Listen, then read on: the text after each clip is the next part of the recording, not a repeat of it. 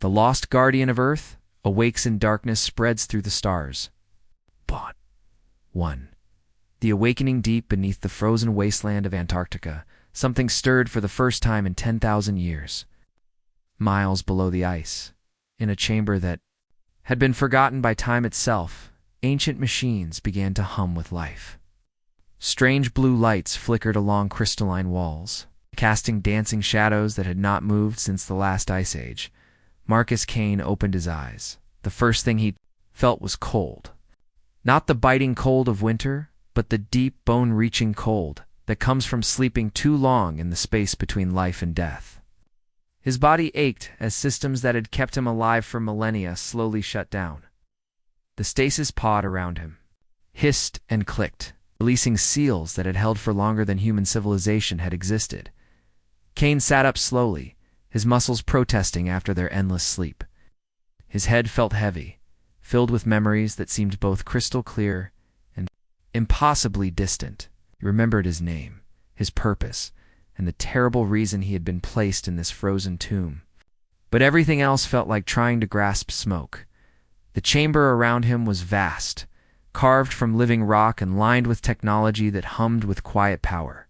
Rows of empty stasis pods stretched into the darkness, their occupants long since turned to dust.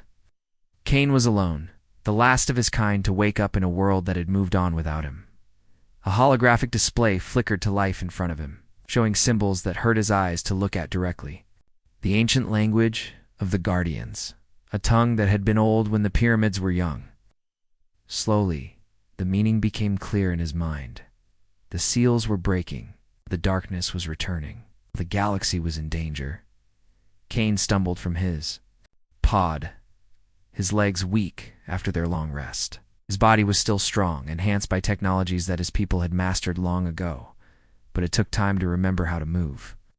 He wore simple clothes that had somehow survived the long years, made from materials that would not decay or fade. As he walked through the ancient facility, emergency lights came on to guide his path. The place was enormous, a complex that stretched for miles in every direction. Most of it was empty now, the great machines that had once protected Earth, standing silent and cold. Only the most basic systems still worked, kept alive by power. Sources that Kane could barely understand. He made his way to the communication center, a room filled with screens and devices that looked nothing like the technology he remembered. These were newer additions, built by people who had come after the Guardians had gone to sleep. The screens showed views of Earth from space, but it was an Earth that Kane did not recognize. The planet was alive with lights, covered in cities that stretched across continents. Massive space stations orbited overhead, and ships moved between them like schools of glowing fish. The moon itself had been transformed, covered in domes and towers that gleamed in the sunlight. This was not the quiet, primitive world that Kane remembered from his last days of Welfless had spread to the stars. The realization hit him like a physical blow. While he had slept, his people had grown beyond anything he could have imagined. They had built an empire that spanned star systems, developed technologies that made even Guardian science look simple by comparison. They had become everything the ancient protectors had hoped they could be. But they had also forgotten Kane access the facility's connection to the human communication networks. His mind interfacing directly with systems that had been built to last forever. Information flowed into his consciousness like a river. 10,000 years of human history compressed into moments of understanding. The Guardians had become legend, and myth, then forgotten entirely.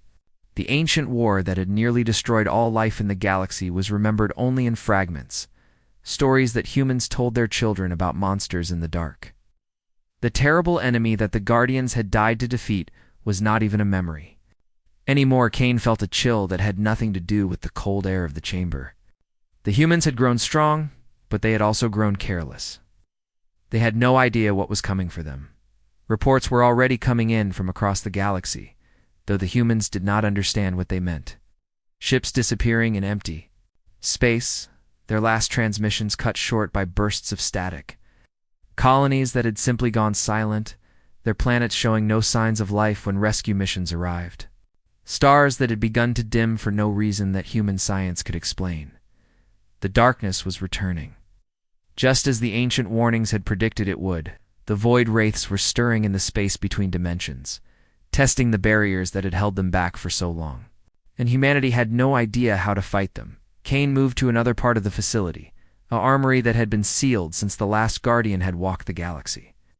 His hand pressed against a scanner that recognized patterns in his DNA, patterns that had been coded into his very bones before his birth. Heavy doors slid open with a grinding sound, revealing a chamber that took his breath away. His armor waited for him. It stood on a platform in the center of the room, a suit of technology, so advanced that it seemed almost alive. The metal was dark as midnight, covered in designs that seemed to shift and move when he was not looking directly at them. This was Guardian armor, forged in the heart of a dying star and powered by the quantum energy that held reality together. Kane approached it slowly, memories flooding back as he drew near. He remembered wearing this armor in battles that had shaken the foundations of space and time. He remembered fighting enemies that existed in dimensions human eyes could not see. He remembered the weight of responsibility that came with being the last protector of everything that lived and breathed in the galaxy. The armor responded to his presence, opening like a flower to receive him. As Kane stepped inside, systems that had slept for millennia came back to life. The suit sealed around him, bonding with his enhanced physiology in ways that no human technology could match. Power flowed through him, making him feel truly alive. For the first time since his awakening, through the armor's sensors, Kane could perceive things that normal humans could never see. He could feel the quantum disturbances rippling through space, the way reality itself was beginning to weaken as something pressed against it from the other side. The enemy was coming, and Earth's children had no idea how to stop it. Marcus Kane, last Guardian of Earth, stood alone in his ancient chamber and prepared to face a darkness that had already begun to consume the stars. The long sleep was over. The final war was about to begin. The lost Guardian of Earth awakes and darkness spreads through the stars. 2. The forgotten war. Marcus Kane stood in the depths of the ancient archive, his Guardian armor allowing him to access memory banks that had been sealed for countless centuries. The holographic displays around him showed fragments of a war that had nearly destroyed all life in the galaxy. Images of battles fought in the void between stars, of worlds consumed by darkness, of brave souls who had given everything to hold back the tide of destruction. The void wraiths had been the enemy of all living things. They came from a place that existed alongside reality, but separate from it, a dimension where thought and matter were the same thing. In their realm, they were gods of shadow and hunger, feeding on the life force of anything that dared to exist. They had found ways to slip into the normal universe, turning thriving worlds into empty husks in a matter of days. Kane watched the ancient recordings with growing horror. He remembered some of these battles, but seeing them again made the memories feel fresh and raw. The wraiths were not like any enemy that could be fought with normal weapons. They existed partially outside of space and time, able to appear anywhere without warning. They could turn living beings into more of themselves, spreading like a plague that consumed not just bodies, but souls. The war had lasted for thousands of years. Entire civilizations had been wiped out before they even knew they were under attack. The wraiths moved from system to system, leaving behind only cold, dead worlds where nothing would ever grow again. They were led by something called the Hollow King, a being of such pure darkness that even the ancient records could not describe it properly. Humanity had been young then, barely beginning to understand the stars. But they had possessed something that made them special among all the races of the galaxy. They could adapt to Guardian technology in ways that others could not. Their minds were flexible enough to interface with quantum systems without losing their sanity. It's most important of all, they had a will to fight that never seemed to break. No matter how hopeless things became, the Guardians had been created as a last desperate measure. Volunteers from many worlds had undergone transformations that changed them at the deepest level, bonding them with armor and weapons that could actually hurt the wraiths. The process was dangerous and painful, and many did not survive it. Those who did were no longer entirely human, but they were the only hope the galaxy had. Kane had been one of the last to undergo the transformation. By the time he became a guardian, most of his fellow protectors were already dead or missing. The war was being lost, system by system, world by world. The Hollow King had manifested in the physical universe and was reshaping entire star clusters to serve as gateways for his endless armies. The final battle had taken place in a region of space that no longer existed. Kane remembered standing with the last dozen guardians as they prepared to make their ultimate sacrifice. They had found a way to seal the dimensional rifts that allowed the wraiths to enter normal space. But it required someone to stay behind and maintain the barriers. From the inside, all of his companions had volunteered. In the end, they had drawn lots to see who would remain. Kane had lost, or perhaps won, depending on how one looked at it. He had been placed in stasis, with orders to wake only if the seals ever began to fail. The other guardians had given their lives to power the barriers that held the wraiths in their own dimension. For 10,000 years, the plan had worked. The galaxy had been safe, and humanity had grown to fill the void left by the vanished civilizations. They had spread to countless worlds, building an empire based on trade and cooperation rather than conquest. They had developed amazing technologies and created art that would have made their ancestors weep with joy. But they had also forgotten the price of their freedom. Kane left the archive and made his way to the communication center. The facility's systems were now fully connected to the human networks, giving him access to information from across the galaxy. What he found there made his enhanced blood run cold. The reports were scattered and seemingly unrelated. But Kane could see the pattern that human observers had missed. A research station near the galactic rim had lost contact 3 weeks ago. Rescue team had found the facility intact, but completely empty, as if everyone had simply vanished. A trading convoy had disappeared while traveling through an area of space that should have been perfectly safe. All search teams had found their ships drifting empty, or crews gone without a trace. Most disturbing of all were the reports from the frontier worlds. Colonists were reporting strange dreams, visions of darkness that seemed to reach out from the spaces between stars. Some claimed to see shadows moving in their peripheral vision, shapes that disappeared when they tried to look directly at them. The human governments were treating these as cases of mass hysteria, but Kane knew better. The Void Wraiths were testing the barriers. They were reaching through the weakening seals to touch the minds of living beings, preparing for their return.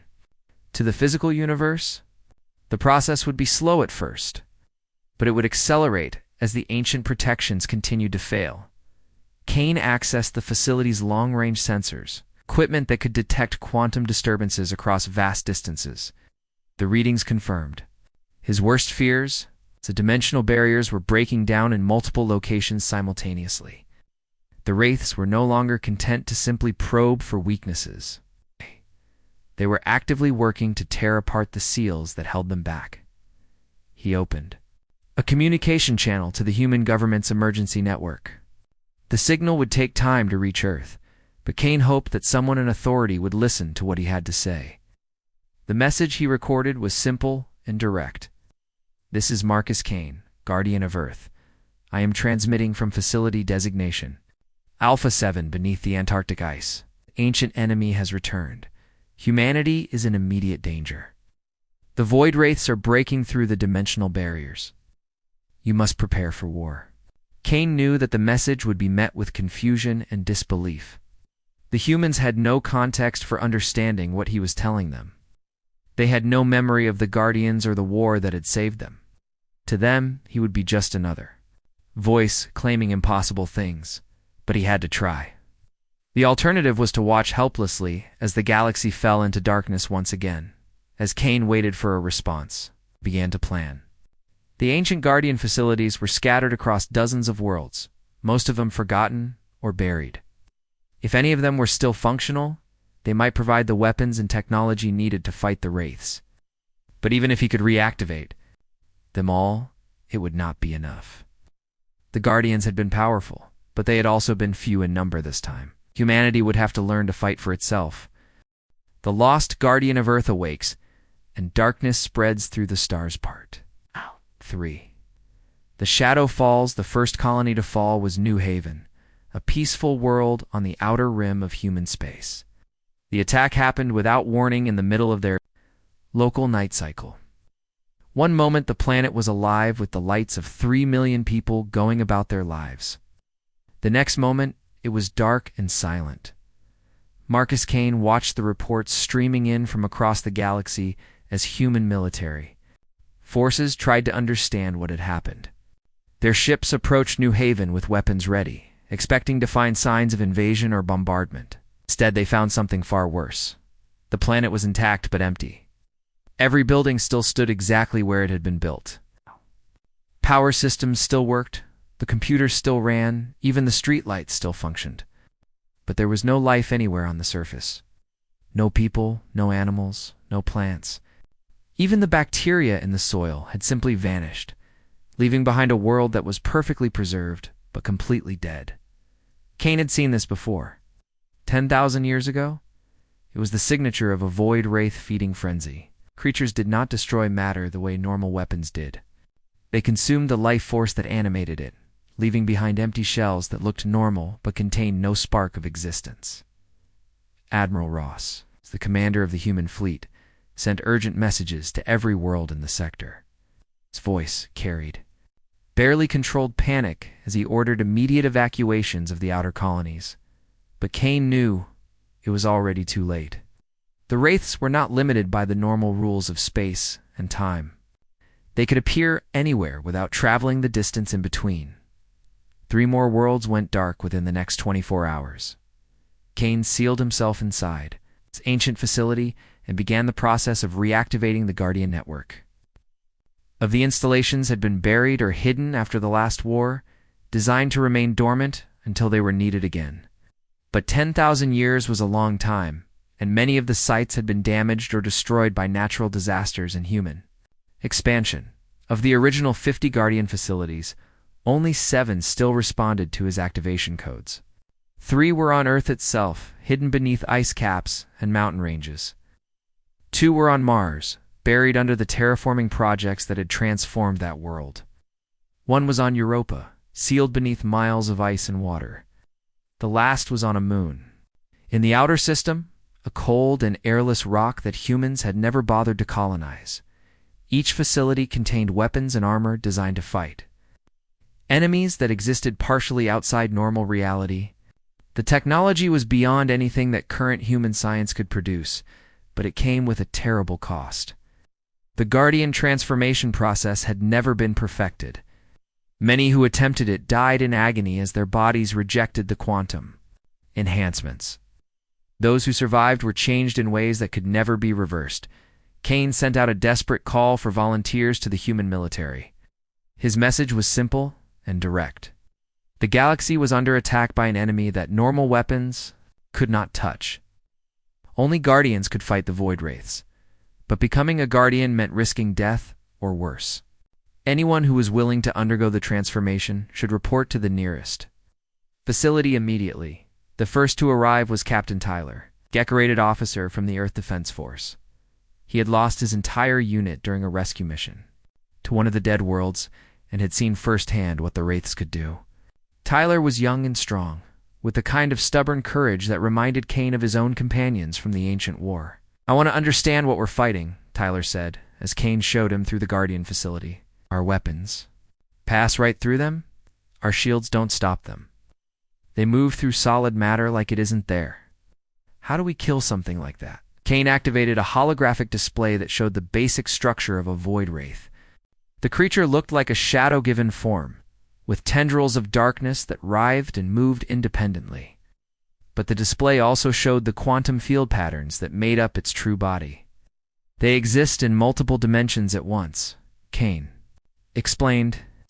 "Most of their mass is in a parallel reality, where our physics don't apply. Only a small part of them extends into our space. That's why normal weapons can't hurt them. But Guardian technology works on quantum principles. Our weapons can reach across dimensional barriers and strike them where they actually exist." Tyler studied the display with the focused attention of a professional soldier. "How many of these things are there?" "Millions," Kane said quietly. "Maybe billions." Their dimension is vast, and they've had 10,000 years to multiply. The ones attacking. Your colonies now are just scouts. The real invasion hasn't started yet. More volunteers arrived over the following days. Commander Brooks, from the Mars Defense Corps. Lieutenant Davis, from the Outer System Patrol. A dozen others, all military personnel who had seen the dead worlds, and understood that humanity was facing extinction. They came knowing that they might not survive the transformation process. But they came anyway. The Guardian facility on Earth became a training ground for humanity's new protectors. Kane worked with each volunteer individually, guiding them through the complex process of bonding with quantum armor. The technology had to interface directly with their nervous systems, creating connections that went deeper than flesh and bone. Tyler was the first to successfully complete the transformation. Kane watched with pride and sadness as the young captain emerged from the conversion chamber wearing armor that seemed to absorb light itself. Tyler's eyes now glowed with a faint blue radiance, a sign that he could perceive dimensions that normal humans could not see.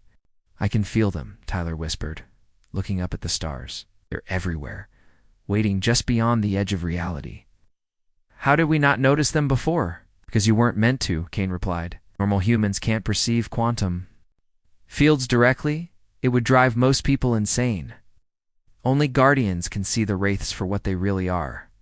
One by one, the other volunteers underwent the transformation. Not all of them survived. Commander Brooks emerged from the process changed in disturbing ways, his personality becoming cold and distant as the quantum enhancements affected his brain. 3 others died during the bonding procedure, their bodies unable to adapt to the alien technology. But those who succeeded became something more than human.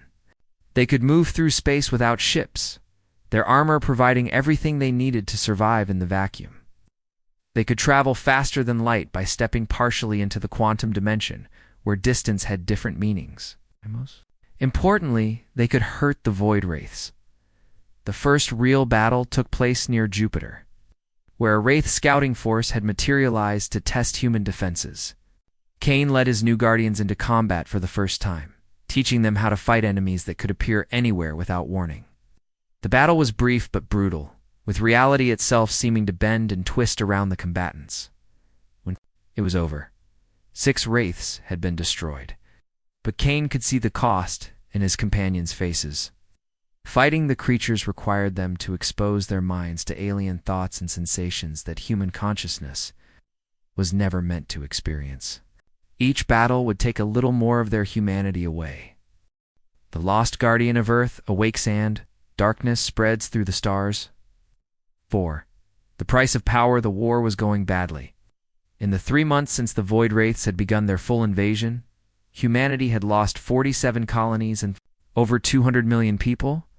The enemy was spreading faster than the Guardians could respond, appearing in multiple systems simultaneously, and consuming entire worlds before help could arrive.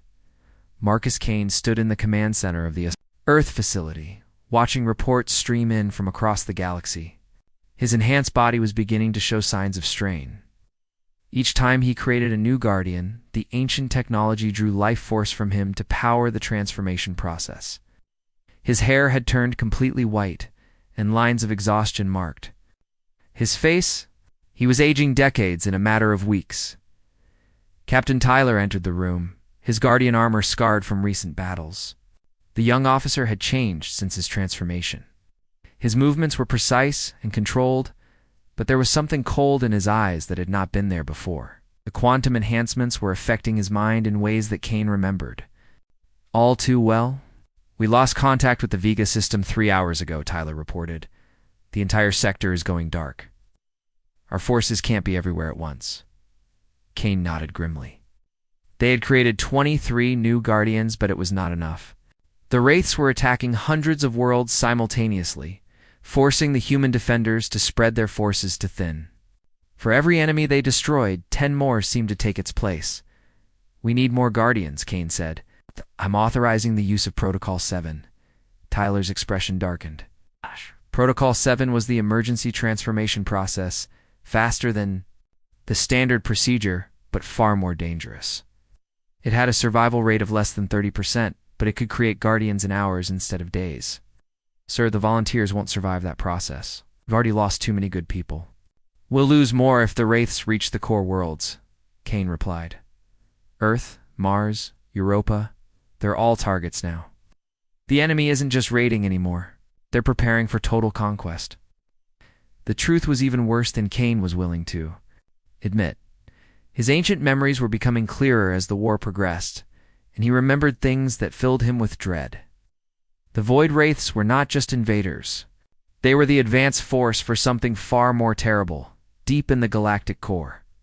Reality itself was beginning to break down. Space telescopes were detecting impossible phenomena, stars that flickered in and out of existence, planets that appeared to be made of pure shadow.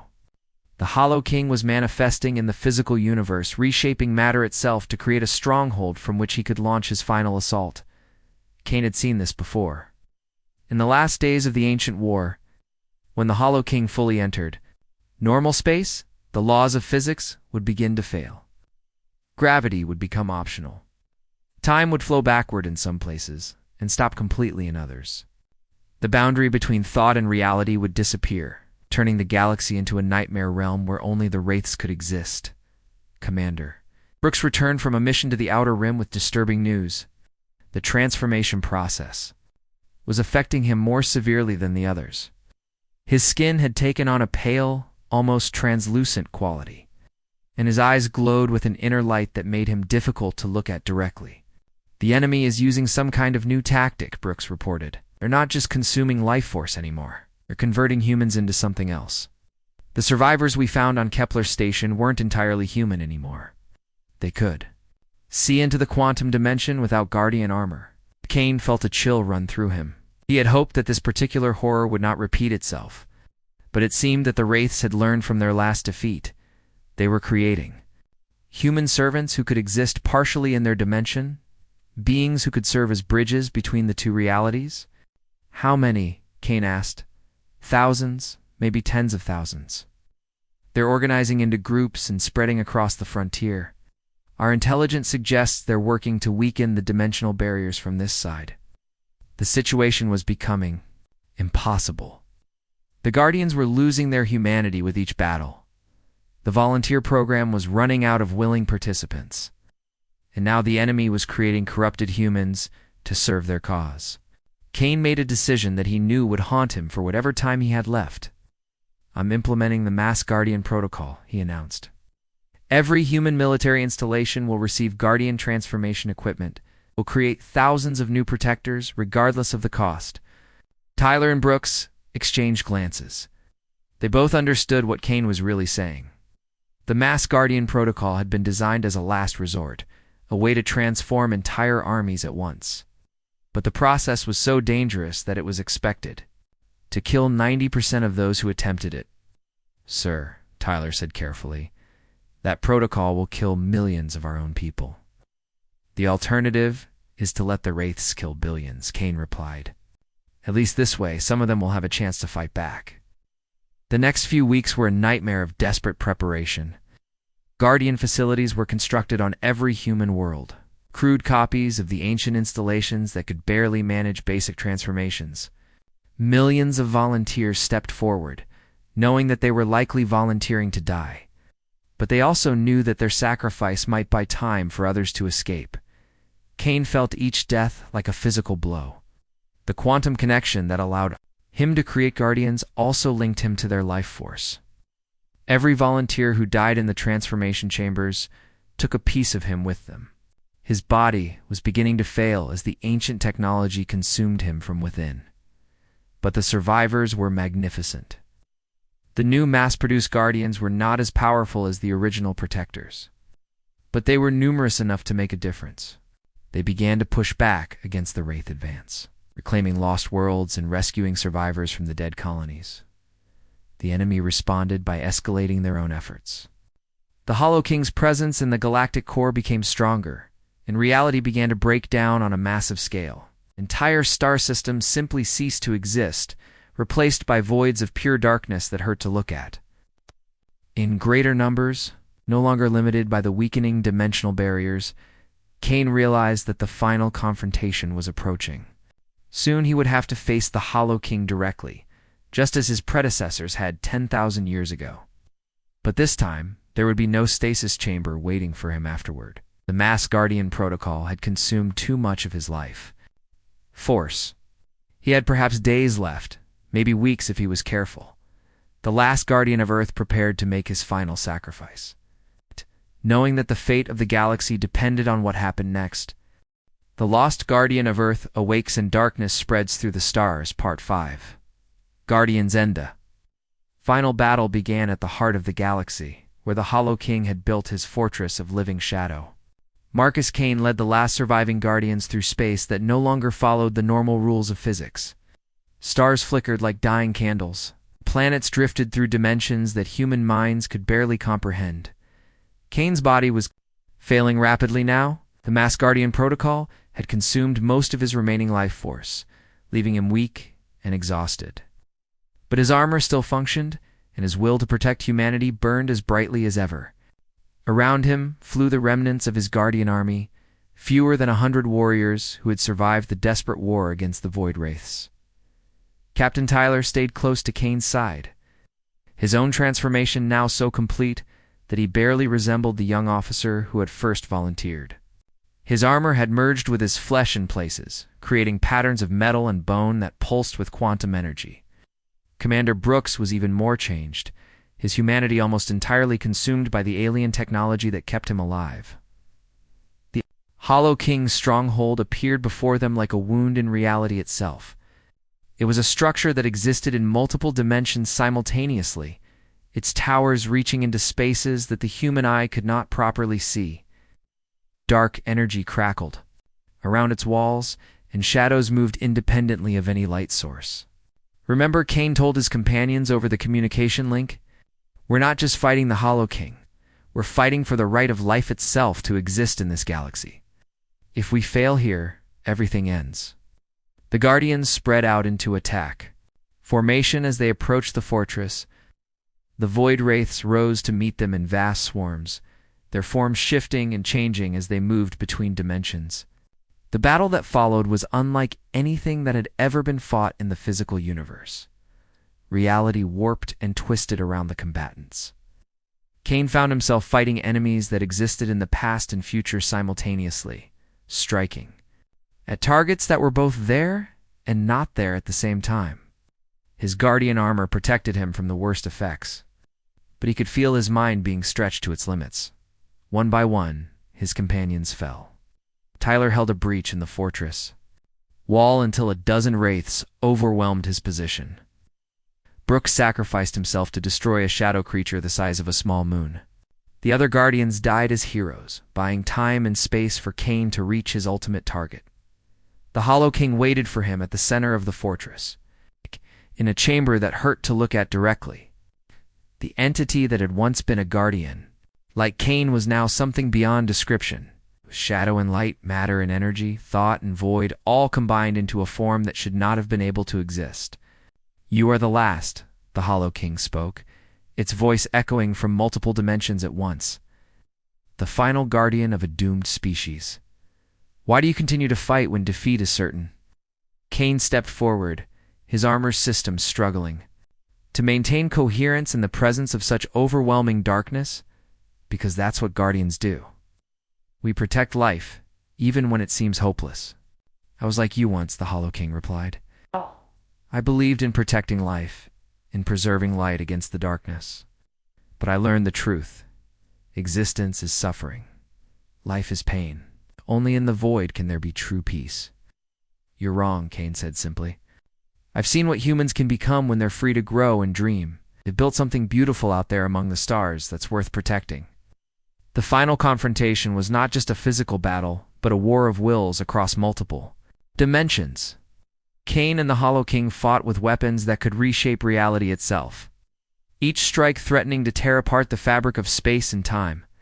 The fortress shook around them as forces beyond comprehension clashed in the heart of the galaxy. Kane realized that conventional victory was impossible. The Hollow King had become too powerful, too deeply rooted in the structure of reality itself. But there was another way. A final option that Kane had hoped never to use. The ancient stasis technology that had preserved him for 10,000 years could be reversed. Instead of slowing time, it could create a temporal lock that existed outside of normal causality.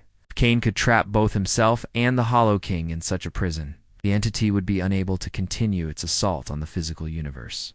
You would sacrifice yourself for creatures that will forget you within a generation, the Hollow King taunted as Kane began the activation sequence. Out. They don't need to remember me, Kane replied. They just need to be free to live their lives. Temporal lock engaged with a sound like reality tearing. Kane felt time slowing around him as the quantum field began to form. The Hollow King realized what was happening and tried to escape, but Kane's armor held him in place with bonds of pure force. We'll be trapped together forever, Kane said as the field strengthened. You in your darkness, me in my duty. Neither of us able to affect the world outside. This is not victory, the Hollow King snarled. This is merely postponement. Others will come. The void will find new champions. Maybe, Kane admitted, but not today. Today humanity lives. The temporal lock snapped into place with a flash of light that could be seen across the galaxy. The Hollow King's fortress began to collapse as the entity that had created it was removed from normal time. The remaining void wraiths, cut off from their master's power, faded back into their own dimension like nightmares at the break of dawn in the space where the fortress had been. A small sphere of twisted space-time marked the prison that now held both Kane and his ancient enemy. Inside that sphere, time moved so slowly that seconds became centuries, ensuring that neither Guardian nor Destroyer could ever again influence the world outside. Across the galaxy, human survivors emerged from their shelters to find the stars, shining normally once again. The shadow that had threatened to consume everything was gone, held back by the sacrifice of a warrior they would never know. The surviving Guardians, their transformations stabilizing now that the quantum storms had ended, became the protectors of human space. They established monitoring stations throughout the galaxy, watching for signs that the darkness might someday return. In their genetic codes, they carried fragments of Guardian technology that would be passed down through generations. Humanity had evolved beyond what it had been, gaining the ability to perceive and defend against threats that existed beyond normal reality. The children of Earth spread further into the stars, carrying with them the memory of sacrifice and the knowledge that freedom was never free. They built monuments to their unknown protector. It's not knowing his name, but understanding that someone had given everything so that they might live in his timeless prison. Marcus Kane felt no regret. He had fulfilled his purpose as a guardian, protecting life against the forces that would destroy it. The last defender of Earth had become eternal, sentinel watching over the galaxy from outside of time itself, ensuring that the light of civilization would never be extinguished by the dark.